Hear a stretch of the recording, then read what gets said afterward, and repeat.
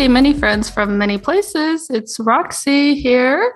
Hope you're having a lovely day. Some of you may have heard my last episode about, just the whole journey of me buying a home for the first time. Yay! I did it. I did a thing.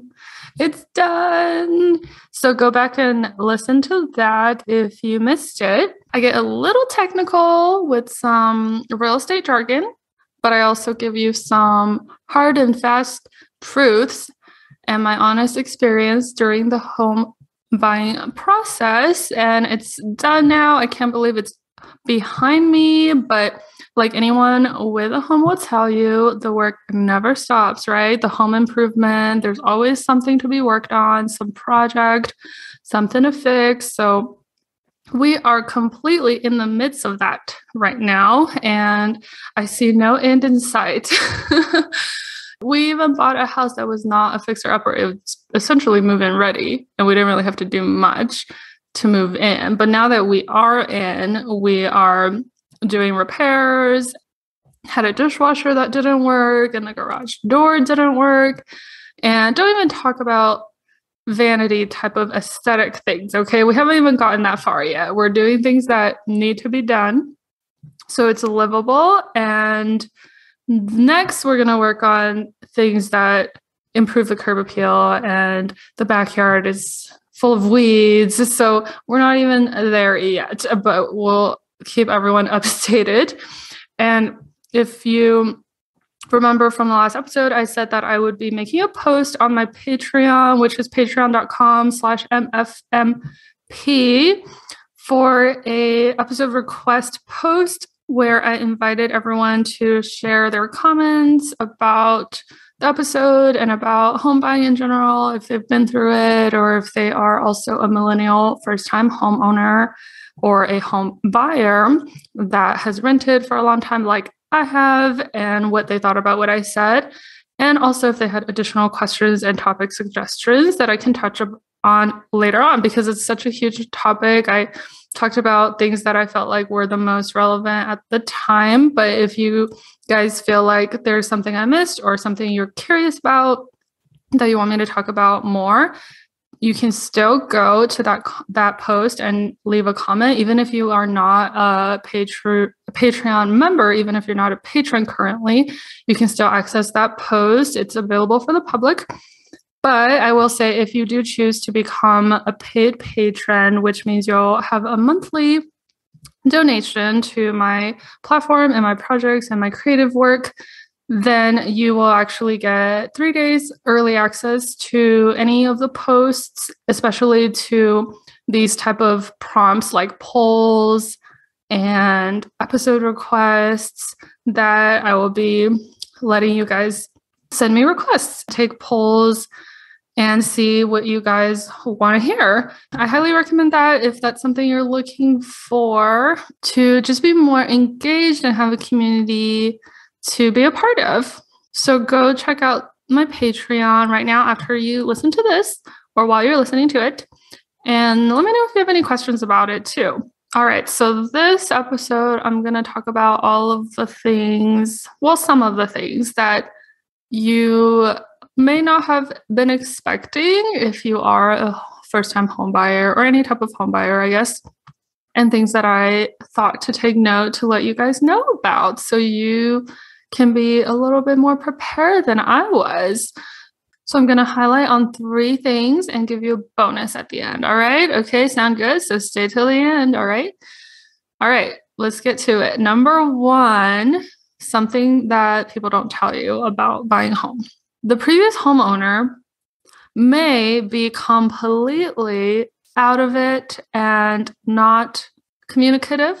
And honestly, working with the seller agent that they used was a little difficult also. Obviously, I had no part in it. It was just my real estate agent that would try to contact the seller's agent. And sometimes it would just take a long time to hear back. And it's kind of like, do you not want to sell a house? Like, what's happening here? Like, can someone explain to me why you're not eager to respond to a buyer agent and respond to clients' questions?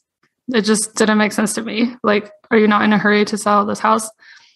Anyway, so the first thing to expect is that you may be without a mailbox key. Oh, yeah. You may not have access to your mail. That's something I learned that I would have never expected from the process of buying a home. I had a previous house owner that, according to his sellings agent, was out of the country. Like he just up and left because I guess he was in such a hurry to sell this home. They were not able to have any contact with him, apparently. Any documentation or signatures was done by someone else from his family, I guess. It was a power of attorney. When it came close to closing time, I asked for them to give me, which is what the inspector advised me to do. I asked them to give me a copy of all of the warranty information for all the appliances. And they had a new roof as of this year, supposedly, but I didn't see any documentation. There's no paperwork. It was just listed that they replaced the roof this year. But what company did it? Who did it? Who do we go to if we need service on this roof? There was no paperwork whatsoever. We have no idea who did the roof. How are we supposed to have any warranty information or who to contact? It looks like they purchased a new microwave, oven range, and dishwasher. Also, once again, no warranty. The only thing they left was a user's manual for the oven range.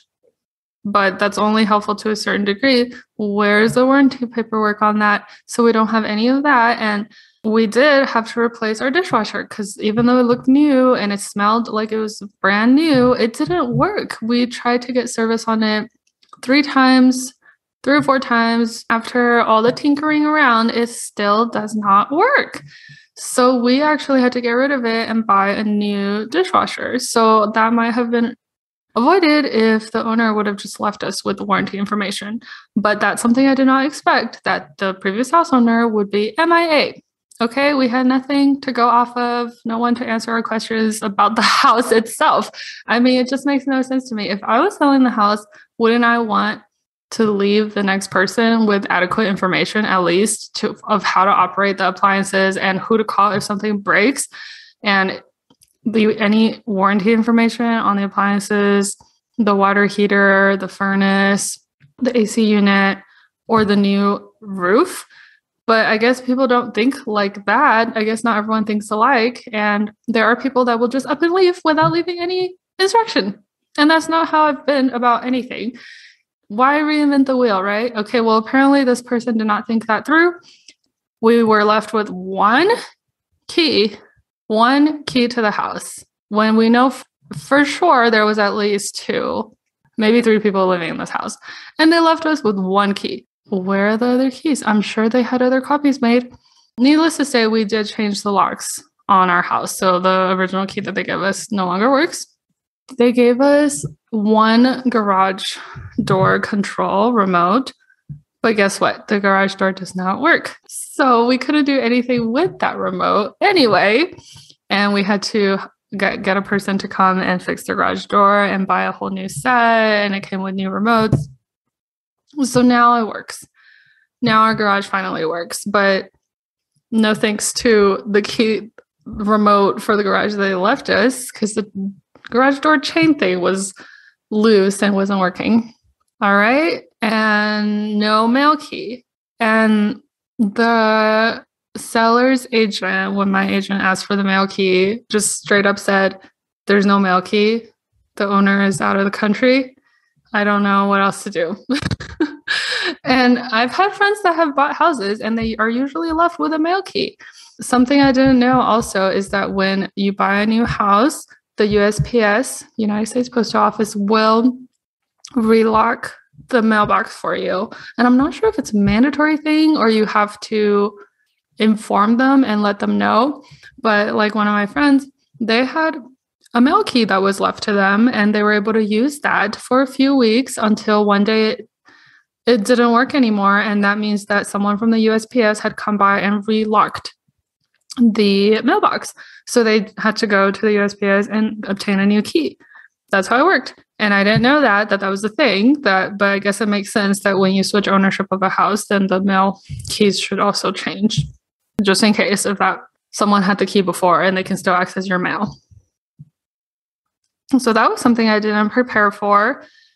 I was just like, okay, I guess we don't have a mail key for a while, but it can't be too bad, right? I could send things to my mom's house for now and whatever. So I go to the USPS because I know that that's where I'm supposed to go. Well, I had to Google actually how to obtain new mail key. And apparently you have to go to the USPS, not UPS. Okay. USPS is the American government. So you have to go through them for your mailboxes, UPS and what's another? FedEx, like all of those. They're kind of other delivery companies, and they usually just ship things to your house, like your front door. But USPS is where you go to obtain a new key for your actual official neighborhood mailbox. So I go to USPS, right? And I ask the person at the desk, which it's actually not the place, the counter where you go to send mail. I waited in that line just for them to tell me, go to this other door on the side of the building. So I'm like, oh, okay. Well, I didn't know that. So then I got out of the line and I went to the side door where they have this, it's like a Dutch door kind of thing, like a little window. The man there gave me a form to fill out for a key request. So I filled it out with my new address. They asked to see my closing disclosure form and to just prove that you have indeed closed on the house. They will not issue it to you until you've fully closed and signed for the house, right? I fill out a form. He takes it and doesn't say anything. And I ask, about how long do you think it'll take for me to get a new key? And he says, oh, I'm sorry, we're a bit backed up right now. There's been a lot of people waiting for new keys. It could take 3 to 6 months. And I said, you're kidding. And he said, no, I'm serious, 3 to 6 months. I'm like, how am I supposed to know? Are you guys going to call me when it's ready? And he's like, no, just keep coming back. So I've been going like every week or every 2 weeks to go pick up my mail in the meantime. There's the alternative. You will have access to mail, but it will be held at your nearest USPS office. And when you go, you have to present some ID and they will give you your mail that's been held up there. And I've gone a few times, and every time I go, I ask if the key is ready. And the guy will tell me, when did you apply for it? And I was like 3 weeks ago. And he's like, oh, haha, no, that's way too little time. People are waiting up to 6 months. And so I'm like, oh my God, they're really not kidding. I got to just keep coming back, I guess, every few weeks until 3 to 6 months passes. So I'm not sure if it's because just of the housing market, people are buying houses so often. I don't know. It shouldn't be like that. I feel like it shouldn't take more than 4 to 5 weeks in the past. I feel like it might just be a new kind of thing or short on staff, which is an issue everywhere, I guess, nowadays. Oh my gosh, I just thought of something funny to tell you guys. So I was picking up my mail one day. Oh, by the way, they'll save a lot of the mail from the previous owner too. The fact that they didn't have a mail key, I wonder if they just didn't check their mail and just let it collect at the post office or what. But again, I still don't have a key yet, so I'm afraid to see what happens when I open it up. Is it going to be full of the previous owner's mail? I guess we'll find out. But they will have a box for you for all of your mail and a bunch of mail from the previous person. So you just give that back to them. Like, I don't need this. Okay. And a lot of it is like, seems like important stuff. And these people just don't care or what? Like, they didn't leave a forwarding address. I don't know. Anyway, like I'm telling you, I don't understand how these people are thinking, the people that used to live here, and they don't care about getting their mail, apparently. But yes, anyway, I was picking up packages one day that are ordered from Amazon at the post office because sometimes Amazon uses USPS and sometimes they use UPS that they just deliver straight to your house. So I was hoping, because I had ordered some large items, that they would just be straight delivered to my house. But then I checked my tracking and nope, it was held at facility. So I had to go and hope that everything fit in my car by the time I come back. It wasn't like huge furniture or anything. That's a good thing. But I did go and pick up some packages. And one of those was a heavy rectangle package.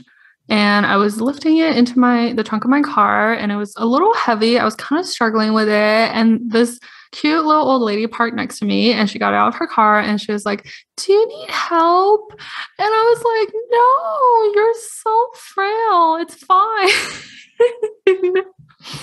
I was like, "That's so sweet of you to ask," but no, I got it. And like as she was asking me, I had like just mustered enough strength to get it in my car anyway, so I was good. And then I told her, "Yeah, it's a composter. That's why it's kind of heavy." And she was about to walk into the post office, but then she stopped and she turned around and she's like, "They sell those?" And I tell her, "Yeah, they do. I bought it on Amazon." And then she goes, immediately her demeanor changed. And she's like, "Oh no, I hate Jeff Bezos. I will never contribute to him." Oh my God. I died laughing. And then she just walked away. I was like, "Oh my God, you're so right, ma'am. I probably shouldn't either, but it's just so convenient. I'm so sorry. They have everything on Amazon." But yes, that's where I got my tumbling composter. And that's one of the first things I got because I know that it takes a few months to get compost going. So as soon as we moved in, we had a couple weeks to kind of get things situated. And then actually it took me maybe 3 weeks. And then I finally purchased a composter online, which was delivered to my USPS holding facility. And I had to go pick up by myself. But yeah, so that's something to take note of and be prepared for in case they do not leave you a mailbox. Oh, and the other day I got a Bed Bath & Beyond package from a different name. But what's funny is that I just placed an order on Bed Bath & Beyond. And so I got some things and then more things came, but to a different name. So this owner is still ordering stuff. I guess it's someone from that used to live here. I guess one of the people that used to live here is still ordering stuff to this address. And then more of her boxes came to the USPS when I went to go pick up more things last week. And I was like, none of this is mine. Why are they still? It's been like 2 months. Why are they still sending things to the USPS? I don't understand. I mean, sorry, to this address that's either being held up at the facility or coming straight to my door. So I just kind of take it back and I just leave it to them and they can figure it out. I guess it'll probably get returned to Bed Bath & Beyond. But I don't understand. You see what I mean? I don't understand why people don't change their addresses. And they're so irresponsible with their mail. Okay. I will update you guys, I guess, in 3 to 6 months when I finally get my mail key. But for now, I'm picking up my mail from the facility or only ordering things that I know will be delivered to the house, like through USPS or FedEx. Mostly the large furniture items I've ordered, they've come straight here. So that's a relief. Or else, I mean, I don't have a truck. How am I going to carry it over to my house from the post office anyway? That's been happening with the mail. So that's something you can expect. Hopefully they'll leave you a mail key and you'll avoid all of this that I'm talking about. If you're like me, you take your supplementation game seriously. Sapling makes plant-based vegan vitamins and supplements that I think you'll love. They even plant a tree for every bottle purchased. Almost 120,000 trees have been planted so far across 8 countries. Plus, Sapling is plastic negative certified and remove twice the amount of plastic from the environment as their product contributes. Use the link in this episode's show notes or the code MFMP for 10% off your order at takesapling.com. That's TAKESAPLING.com. Which leads me to the second thing. And it also has to do with the mail. Okay, so remember how I told you that we don't have access to the mailbox and I had to go for the first time to the USPS to pick up our mail? They gave me this huge box. More than half of it, I would say maybe 70% of it was not mine. It was tied in a rubber band and named after the people that used to live here. So I just gave that right back to the postman. And I only took out the letters that belonged to us, to my husband and my name. And it was also a pretty chunky stack, okay? It was a pretty big handful of letters. So I took them home. I opened them one by one while my repairman was trying to fix the dishwasher, where I alluded to earlier, but he was not successful. And this man can fix almost anything. Okay. So we tried on the dishwasher. We ended up just having to buy a new one. I was opening these letters one by one, and I was like, how could we have possibly gotten so much mail? And we had just moved in for a couple of weeks. Okay. I'm not exaggerating, but I would say 95% of those letters were scam. Yeah. You think your email inbox is full of spam? Okay, no, this is the worst I've seen it. I've never seen so many scam letters, actual physical letters and envelopes that are scams. And I quickly discovered this because every other letter was about, oh, it's time to buy life insurance on your home mortgage in case one of you dies. Which, okay, I understand that's not a scam. It's like a real thing, okay? Like people actually do get home mortgage insurance so they can not default on their payments. I understand that's not a thing, but just the way these letters were worded and how many of them I got so many insurance letters, which I understand some of them are legit insurance companies and some of them might not be. But the scams that I'm talking about, the spam letters that I'm talking about that are truly spam are like the ones that say to pay your mortgage to them. Okay, there's been 90% of those letters were, oh, send us your payment for your mortgage. It's like some no-name company. And then in the bottom, in fine print, it'll say, we're not affiliated to any mortgage company or bank. Yeah, I think that's how they get away with it, that they're scamming people. But they're putting a little disclosure at the bottom. Well, we told you we're not affiliated with your actual mortgagee. We warned you that we're not really affiliated with any banks or lending company. We're just here to collect your money just because we said so. Okay, so many were like that I was like, okay, there's no way that we are getting this many letters about submitting our mortgage payment to these random ass companies that have just these sketchy letters sent to us immediately after we move into a new home. What a coincidence. There's no way. And this is truly something no one told me about. No one ever warned me, hey, you're going to be getting a lot of spam letters. Do not respond to them. Do not go to their website. Do not call in. They're going to say that your payment is late. No one told me about this, and this is something I've learned, and I'm telling you guys now, so you can watch out for that, which I'm sure most of you are smart enough not to fall for those, but I had no idea that people were doing this and trying to make the letters look really legit. There are envelopes that will say final notice on the top, so then you think it's really important, and then it'll say, your payment is late for this month. This is your final notice before your house goes on foreclosure or default, or you're going to have a late fee. So make sure you send your payment in. But then we would get multiple of those, like final notice, final notice, final. And I'm like, okay, how many final notices can there be? And so we quickly realized that these were all fake letters. Now it's been a few weeks later, and what do you know? We stopped receiving them. So it was only in that first week or two that you move into your brand new home that they have your records online, because it's your state public records when you purchase a home, and they have your name, your address. So this is the prime time for scammers to be mailing you letters that look official and look urgent, but are really just spam, and you should not pay attention to them. And that's why I tell you, I did not exaggerate. There was 90% of those letters I had to open and just toss in the recycling.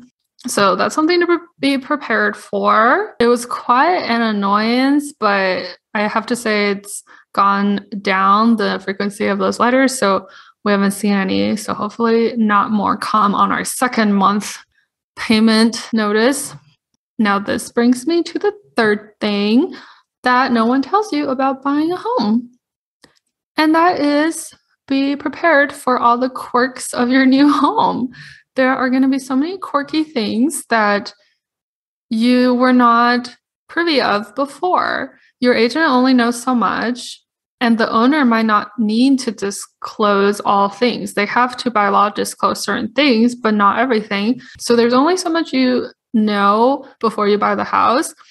And of course, a lot of things will come to light during the inspection. So I highly suggest do not skip the inspection. Sometimes people will do that to make their offer look more competitive, but I personally would not feel good about it. Even if it's a new home, go ahead and just do the inspection, and a lot of things will come to light. Like, for example, we would not have known that our water heater was missing a sediment trap if it wasn't for hiring the inspection guy to come, and now it's been replaced. So a new part had to be bought and installed. Some of the window hardware needed to be replaced also, or adjusted or realigned. So these are just things that you typically wouldn't notice on your own. He also saw some cracks in the bricks outside of the house on the exterior, plumbing issues, electrical issues, hazards. Those are like the inspection related repairs of the house that will be listed. But some of the really quirky things we noticed about our home is just, I feel like the people that try to update this place, and you can tell they tried to update it. I think they did new paint, and the kitchen cabinets they painted, even though the cabinets look old, but they did put a fresh paint on it. I feel like they did a lot of DIY stuff, and not that it's bad, but it's very carelessly done. So a lot of around the house has just paint drippings. It's like they just walked around with a paintbrush and didn't care if it dripped on the floor. And they definitely didn't use masking tape to align the straight paints on the wall, because there are places where the paint kind of blends into the, what are they called? The little frames of the wall, I guess, where you're supposed to put masking tape so it doesn't bleed down. And then there's paint drippings even on the patio concrete from when they painted the patio walls. Those are like some of the things we noticed that took forever to scrape away the paint. Some of it will just leave because it's too much of a hassle. But yeah, we noticed little things about the house that just like doesn't make sense, or locks being installed reverse, where when you close the door, there's a little thing in there that's supposed to be pushed in automatically, even if you don't twist the handle. But we had a couple doors where it was installed backwards. So then you did always have to turn the handle, which, I mean, works for the time, but the lock is installed in reverse. Like, who does that? So there's just little things about it. And the biggest thing that really scratched our heads were the absence of towel bars in the house. That's right. Towel bars in the bathrooms. Not a single towel bar or towel hanger to be found. So the first day we took a shower, we had to put our towels on the door of the screen door of the shower itself. I was just thinking, how is this possible? How have these people lived here for years and they're not the first owners? And this house is about 20 years old and there's not a single towel bar. I don't understand it. Could they have pulled it out so they could paint easier? But why would they do that? Why won't they just paint around the towel bars? I had no idea. No towel rings, no bars, no hooks, no hangers whatsoever in neither of the bathroom. So that's something we didn't expect, and we had to purchase the hardware to install, which, don't get me started about that. Do not let me use a drill, okay? Needless to say, I needed help on hanging the towel bars, but I had hope at the end, okay? We had to install like 4 of them, and then the last one I did all by myself, and it worked out, and I didn't make any wrong holes in the drywall and whatnot. And studs are really a tough one to deal with. Yep. I actually told my repair guy, oh, this hole I couldn't get because there's a stud in it. And he actually stopped and he was surprised. He's like, oh, like he paused. I was like, what did I say? And he's like, oh, it's just that I'm surprised that you know what a stud is. And I'm like, of course I know what a stud is. But yes, when you're hanging towel bars, it's easier on drywall. It's not so easy on when you're hitting a stud. But Anyway, well, we got that done. So we do have towel bars now, but that's just like, you know what I mean? Like, how does a house not have towel bars? How are the locks installed backwards?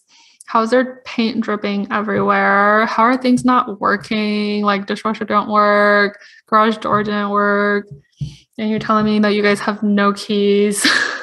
And then something that my husband found out when he called to switch over an internet provider is that we don't have fiber. Is it called fiber optics?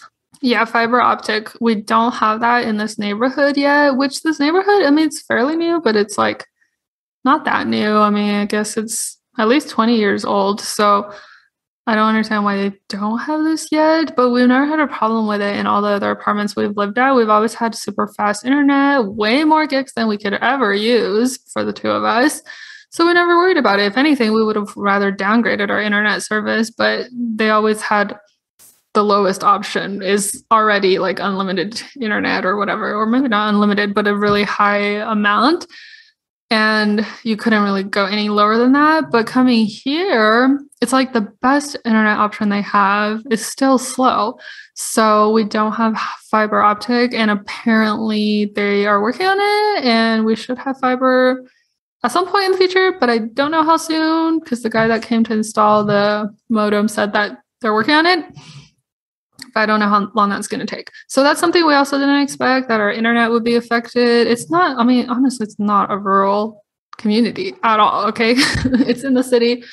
It is a fairly new neighborhood, but not as new as some of the land that they've been developing recently. So it's pretty developed neighborhood, and yep, that's something I didn't expect. So this is the first time that I'll be producing my podcast from here also. So let's see how that goes and if I run into any Wi-Fi issues. But so far it's been kind of slow for me to work on things, to be honest. I have noticed it.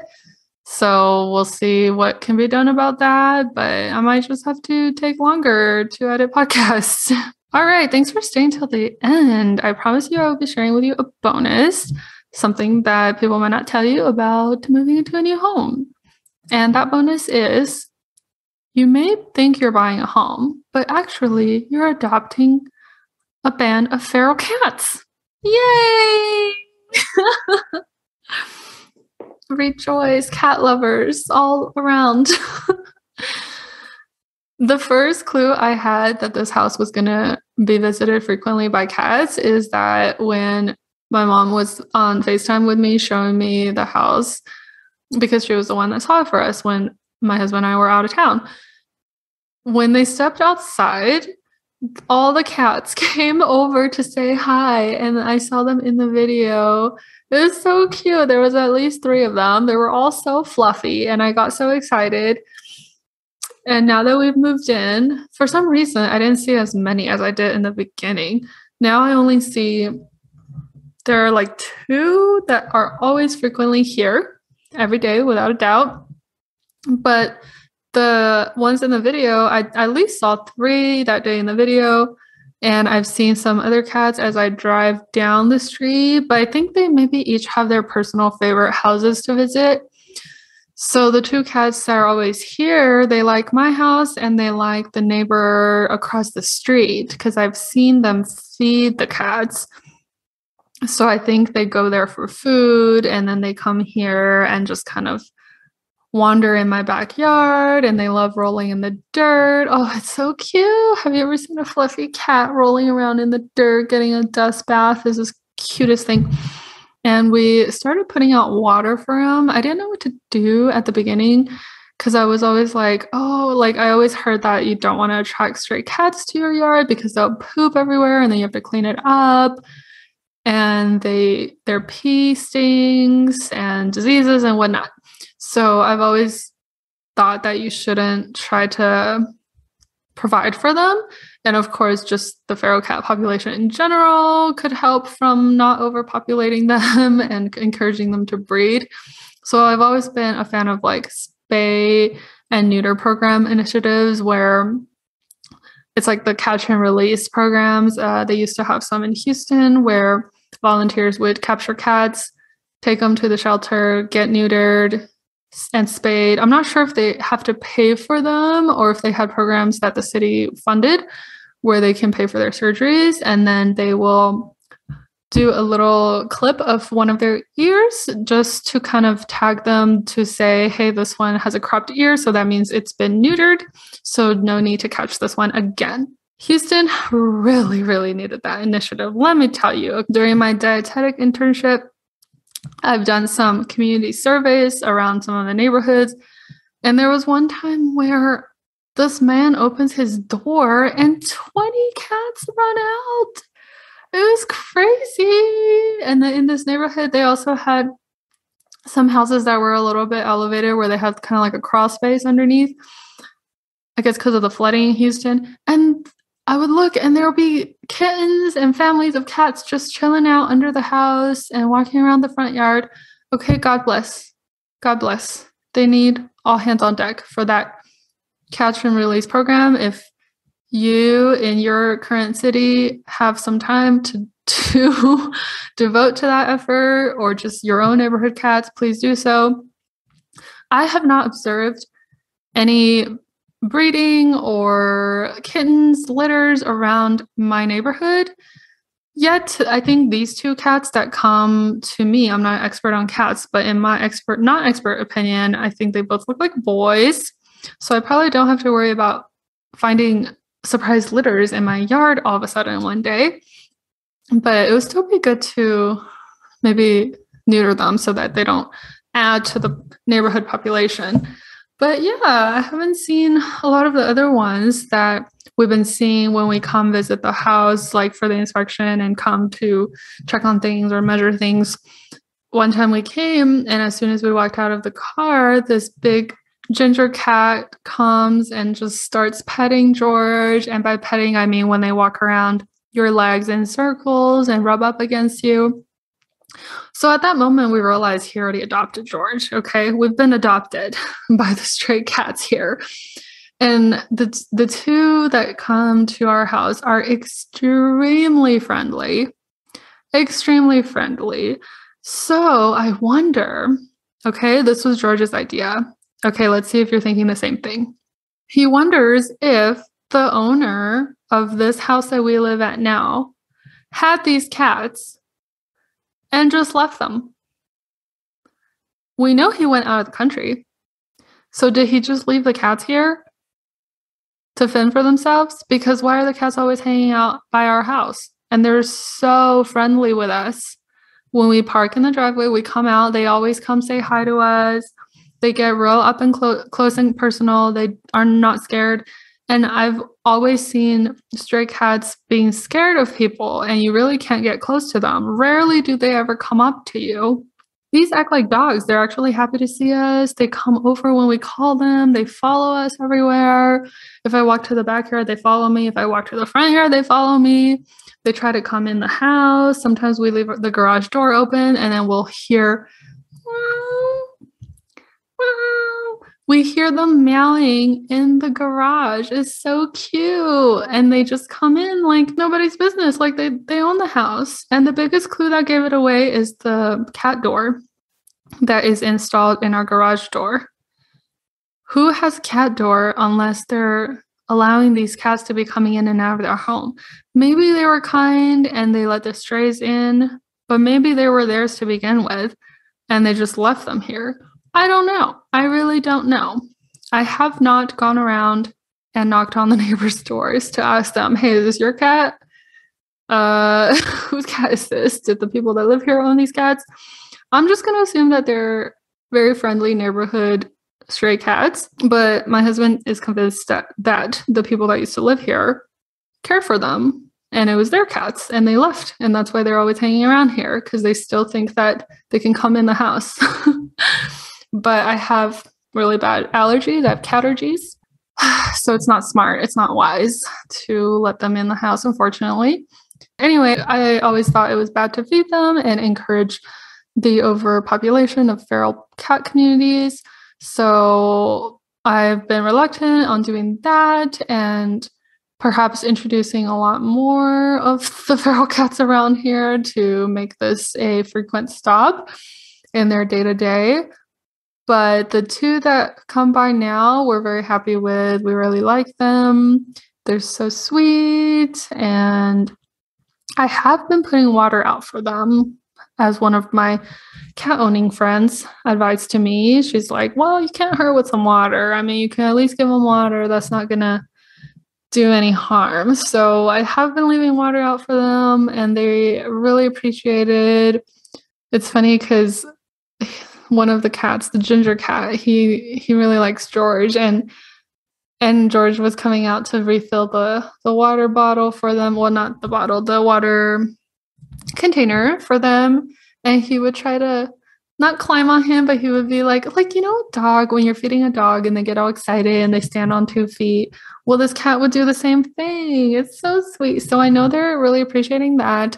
And this cat likes to dip his paws in the water and kind of groom himself and play with the water and get his tail wet. So I know they're really enjoying the fresh water that we've been putting out for them.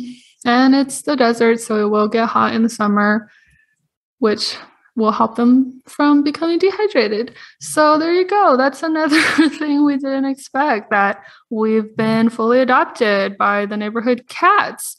And I'll let you know if any more of them come around. But so far, it's these two that are the most loyal. Actually, if anyone has some advice or suggestions about how to deal with stray cat colonies in your neighborhood, but in a healthy manner that doesn't encourage breeding, and if you've experienced any problems with them pooping too much in your yard, or how to alleviate that, or if you've tried the catch and release spay and neuter programs, how that's been working out, or if you just say, forget it, just give in, give them love, give them food, whatever, just go all in and take care of them. I want to hear what you guys have to say, because I want to be responsible about this and don't want to get too attached, but I also can't help because they're so cute, but also trying to keep my cattergies under control. It's called SpeakPipe, and you can find it by going to SpeakPipe, SpeakPipe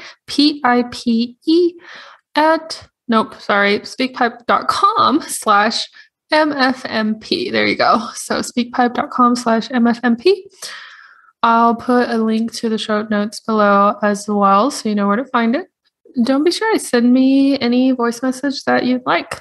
I would love to hear any of the feedback or advice or suggestions or experiences that you guys have with your neighborhood cats. Yeah, I love it. Love it. All right. So what did you think? Those are the 3 things plus bonus of things that people may not tell you about buying a home, and you don't find out until you learn on your own. And it has been quite an adventure for myself to learn about all this stuff and going through the ropes and just being baffled sometimes by the things that I find out, but staying calm and trying to find a solution around it, and also enjoying the process at the same time, and just finding humor to the quirks and issues that you might run into. All right. So yeah, leave me a voicemail. It's been pretty empty up there in my voicemail box. So do that, and I'll try to play it for everyone to hear in the next episode. All right, everyone. Take care of yourselves. I hope you enjoyed this episode. For ways to support the podcast, please tap on the bio link in my Instagram page at MFMPpod. Consider becoming a patron at patreon.com/MFMP. In addition to helping me keep the show on air, you'll also receive access to exclusive content and other patron-only perks. Till next time.